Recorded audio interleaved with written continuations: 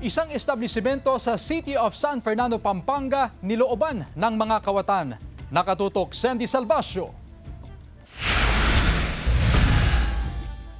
Bukas na ang glass door at sliding window ng establishmento nang maabutan ng store manager umaga noong Martes sa Barangay Santo Niño, City of San Fernando, Pampanga. Nalaman lang natin na mga around 2 a.m. na looban dahil doon sa CCTV footage ng kanilang establishment. Dumaan doon sa gilid, yung sa window na maliit. Allegedly, nandun yung sales nila na naiiwan pala doon. At walang gwardiya yung store dyan. Dumiretso umano ang mga sospek sa vault. Natangay ng mga sospek ang mahigit 190,000 pesos na napagbentahan. Nakuha rin ang isang mobile phone na nagkakahalaga ng 7,000 pesos. Ayon sa pulisya, posibleng pinag-aralan ng mga sospek ang galaw ng operasyon at seguridad ng tindahan. Agad na rumisponde ang Pampanga Police at Pro3 at sinusuri nila ang CCTV footage upang matukoy ang pagkakakilanlan ng dalawang sospek na tumakas sakay ng motorsiklo. Based doon sa CCTV footage na nakuha natin, positively identify, mamumukhaan naman natin yung tao. Nandun pati mga identifying marks niya, yung mga tattoo niya kasi wala namang cover. Continuous pa rin ang ating forward at saka backtracking kung saan sila nang galing at kung saan sila pupunta. Sa ngayon, patuloy ang follow-up operations ng mga otoridad. Hinihikayat din nila ang publiko na maging mapagmatsyag at doblehin ang seguridad, lalo na ang mga establishmento na madalas nagtatago ng malaking halaga ng pera. Wala pang pahayag ang pamunuan ng nasabing establishmento. Sandy Salvacio,